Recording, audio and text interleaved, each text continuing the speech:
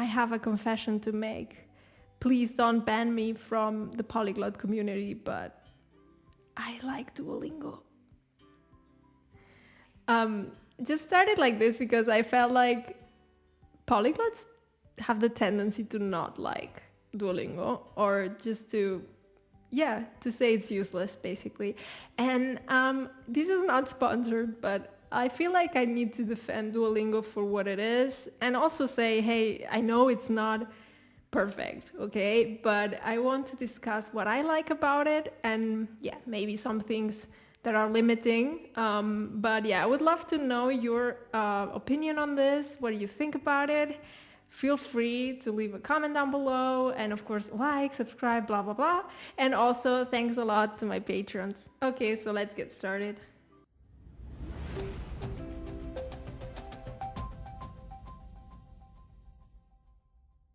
So what do I like about Duolingo? A little bit of a backup story. I think I've talked about video games before. I really like video games such as, Ori and the Blind Forest, Hollow Knight, or Final Fantasy.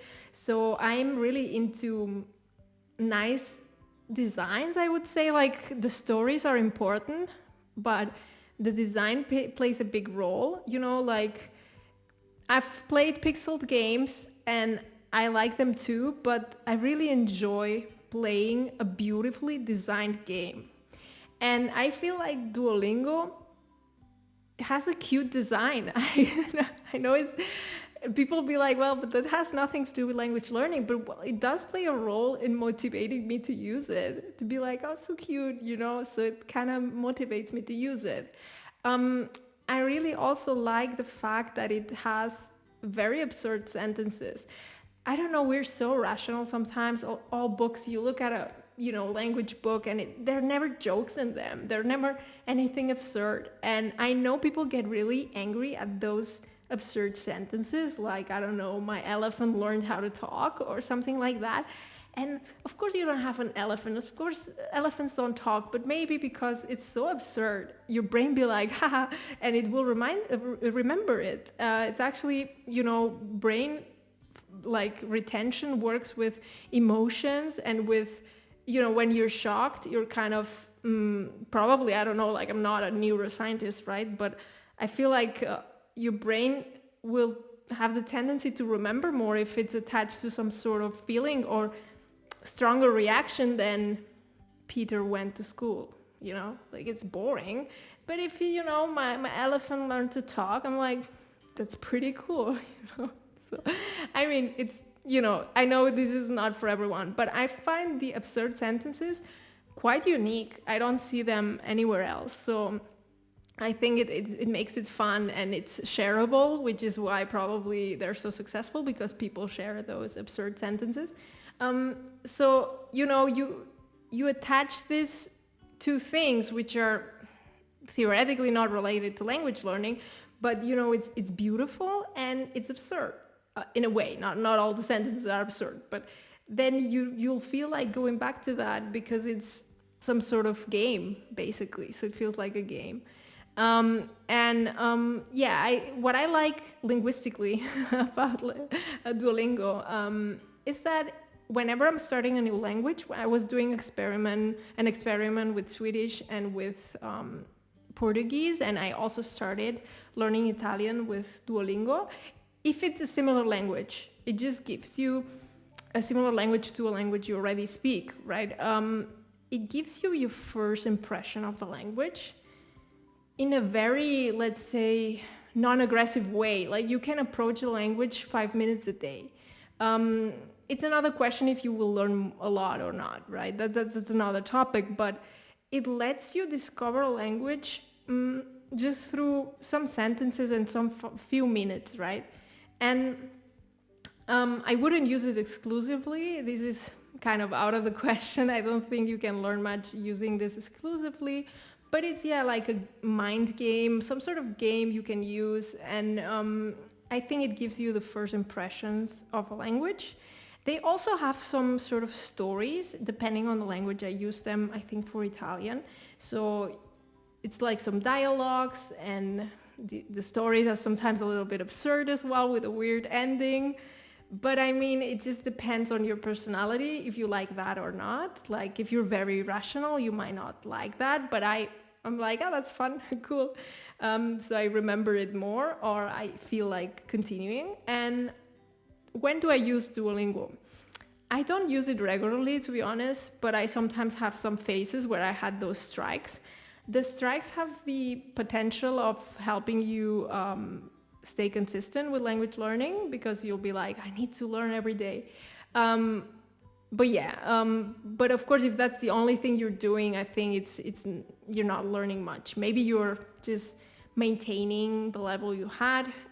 Depending on the level, it might be maintaining very basic level or just maintaining whatever level you have, right? So, but the strikes are like a nice feature, and it might be like, let's say you're learning a language every day and today you don't feel like learning it.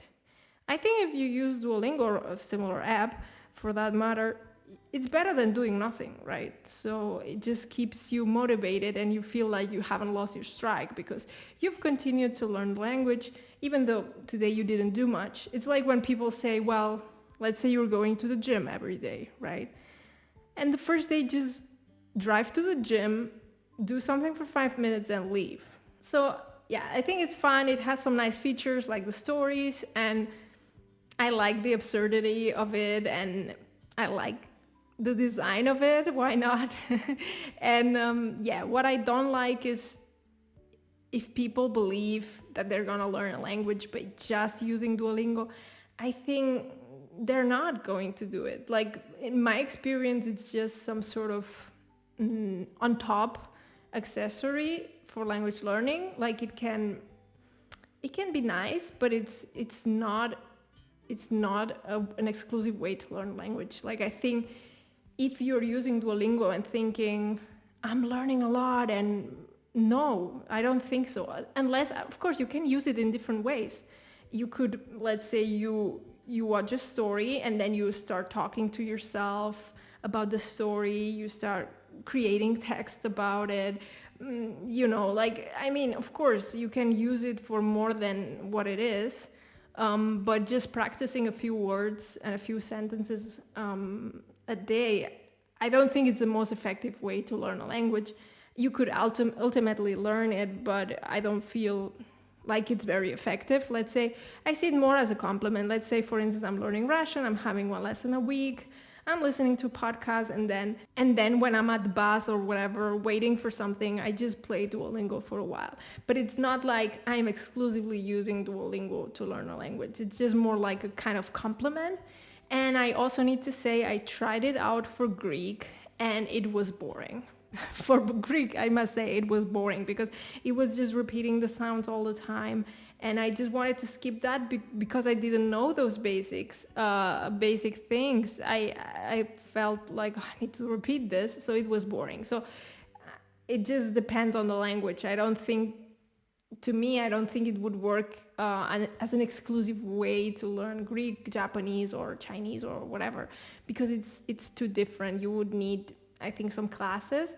And when I started my experiment about learning Italian in a week and then in a month, etc., I switched from Duolingo pretty fast to videos, and I felt that the videos helped me a lot more than Duolingo. So this is it. This is my opinion about it. So it's not perfect. It's not horrible. I think if you use it in a certain way, it can be fun. You don't have to take it all so seriously, and yeah, it just can be a fun part of your day, or once in a while. You don't have to use it every day, and it can help you stay on track and continue learning. So why not? Yeah. So what do you think about it? What's your experience? Do you hate those really weird sentences, or do you like them? Do you also giggle, or what do you do? Yeah. So I hope you liked it, and yeah, looking forward to your comments. Bye bye.